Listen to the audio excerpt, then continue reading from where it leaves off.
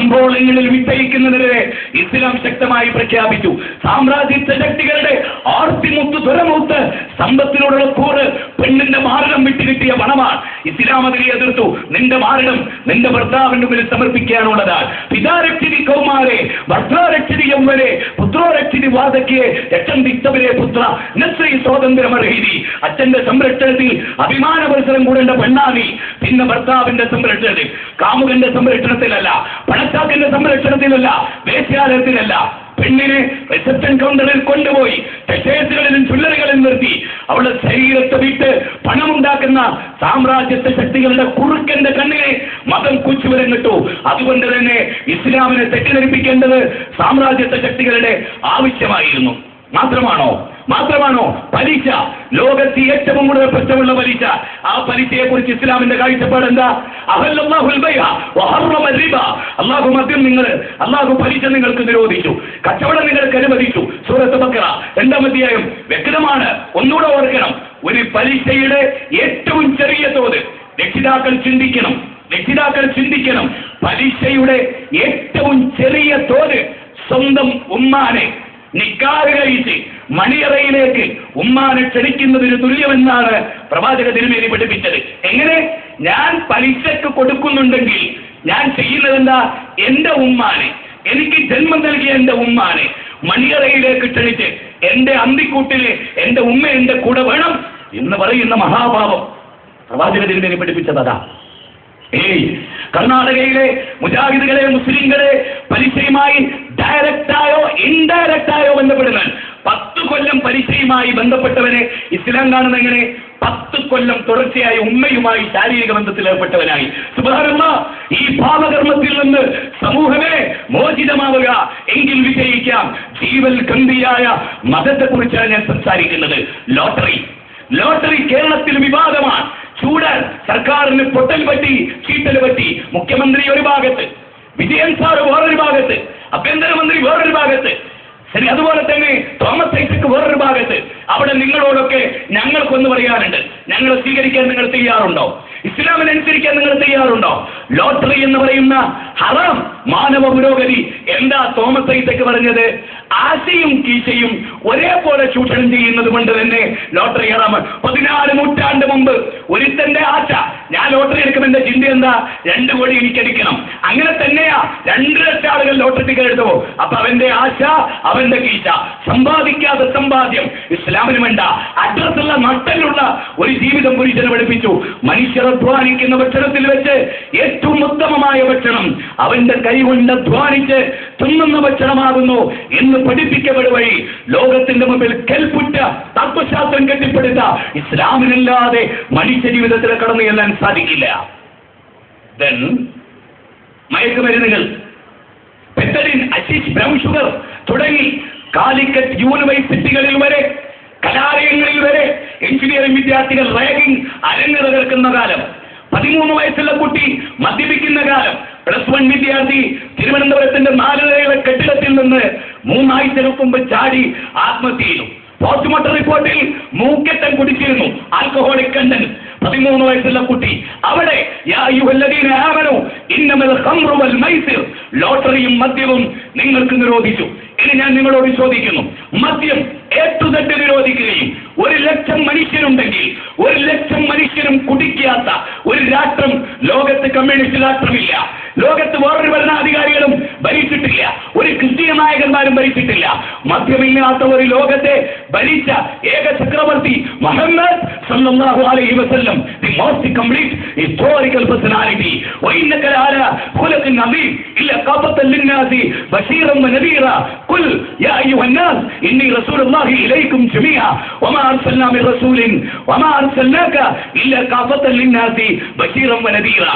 7-ാം അധ്യായം 188-ാമത്തെ വചനം, 34-ാം അധ്യായം 28-ാമത്തെ വചനം, അതുപോലെ 21-ാം അധ്യായം 107-ാമത്തെ വചനം. നബി സല്ലല്ലാഹു അലൈഹി വസല്ലം ലോകത്തിന്റെ വിശ്വാചാര്യൻ, ഹിന്ദുവിന്റെ പ്രവാചകൻ, മുസ്ലിമിന്റെ പ്രവാചകൻ. ഒരു ബെഡിൽ ചെന്നാൽ അവന്റെ വിരിമുട്ടുന്നത് മുതൽ അഴിച്ചു വെച്ച ഷൂ പിറ്റേന്ന് ധരിക്കുമ്പോൾ പരിശോധിച്ചിട്ടല്ലാതെ ധരിക്കരുത് എന്ന് പഠിപ്പിക്കുന്ന വഴി, രാത്രിയിൽ കിടക്കുമ്പോ ഗ്യാസ് ഓഫാക്കി കിടക്കണമെന്ന് പഠിപ്പിക്കുന്നത് മുതൽ ജീവിതത്തിന്റെ A to Z മേഖലകളിൽ ഒരു കൂട്ടുകാരനെ എങ്ങനെ തെരഞ്ഞെടുക്കണം, നല്ല കൂട്ടുകാരനെ എന്തിനു വേണ്ടി തെരഞ്ഞെടുക്കണം. വിശ്വാസവഞ്ചന കാണിക്കുന്നതിന്റെ അവസ്ഥ എന്താണ്? ഏൽപ്പിക്കപ്പെട്ട അമാനത്തുകൾ ലോകത്തിന് നൽകുന്നതിന്റെ വിശ്വാസ്യത എന്താണ്? ഇങ്ങനെ മനുഷ്യ ജീവിതത്തിൽ പെൺകുട്ടിയെ ജീവനോടെ കുഴിച്ചുമുടാൻ പാടുണ്ടോ? ഇസ്ലാം എതിർത്തു. അന്യായമായ കൊലപാതകം ഖത്ലുൻ നഫ്സല്ലത്തി ഹറമല്ലാഹു ഇല്ലാ ബിൽ ഹഖ്. സമ്പത്ത് അത് ചെലവഴിക്കുമ്പോൾ ദൂർത്തടിക്കാൻ പാടുണ്ടോ? ഇല്ല. വല്ലദീന ഇദാ അൻഫഖു ലം യുസ്രിഫു വലം യഖ്തുറു വകാന ബൈന ദാലിക ഖവാമ വല്ലദീന ലാ യദഊന മഅ അല്ലാഹി ഇലാഹൻ ആഖറ വലാ യഖ്തുലൂന അൻ-നഫ്സ അല്ലതി ഹറമല്ലാഹു ഇല്ലാ ബിൽ ഹഖ് വലാ യസ്നൂൻ. ദൈവേതരോട് പ്രാർത്ഥിക്കരുത്, അന്യായമായി ഒരു മനുഷ്യനെയും കൊല്ലരുത്. ജൂതന്മാർ പറഞ്ഞത് എന്താ? അന്യായമായി ഒരു ജൂതനെ കൊന്നവൻ ലോകത്തുള്ള മുഴുവൻ ജൂതനെയും കൊന്നവനെ പോലെയാണ്. ഇസ്ലാമോ ഖുർആനിന്റെ 5-ാം അധ്യായം 32-ാമത്തെ വചനം, അകാരണമായി ഒരു RSSകാരനെ കൊന്നാൽ, ഒരു ഭജനകാരനെ കൊന്നാൽ, ഒരു ഹിന്ദുവിനെ കൊന്നാൽ, ഒരു സ്ത്രീവ ക്രിസ്ത്യാനിയെ കൊന്നാൽ ലോകത്തുള്ള മുഴുവൻ മനുഷ്യനെയും കൊന്ന കൊലയാളിനാണ്. അതുകൊണ്ട് തന്നെ ഇസ്ലാം ജീവൽകന്ധിയായ ദർശനം. ഈ സമ്മേളനത്തിൽ പങ്കെടുത്തവരെ ഇസ്ലാമിനെ നെഞ്ചിലേറ്റുക. ഈ സമ്മേളനത്തിൽ പങ്കെടുത്തവരെ ഇസ്ലാമിനെ ശരിക്ക് പഠിക്കുക.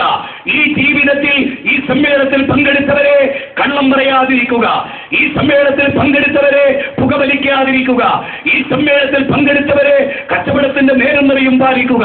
ഈ സമ്മേളനത്തിൽ പങ്കെടുത്തവരെ വ്യഭിചരിക്കാതിരിക്കുക.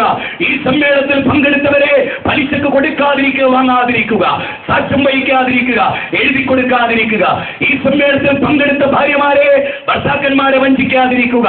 ഈ സമ്മേളനത്തിൽ പങ്കെടുത്ത ഭർത്താക്കന്മാരെ ഭാര്യമാരെ വഞ്ചിക്കാതിരിക്കുക. ഈ സമ്മേളനത്തിൽ പങ്കെടുത്ത കുട്ടികളെ, പെൺകുട്ടികളെ, മാതാപിതാക്കളെ വഞ്ചിക്കാതിരിക്കുക.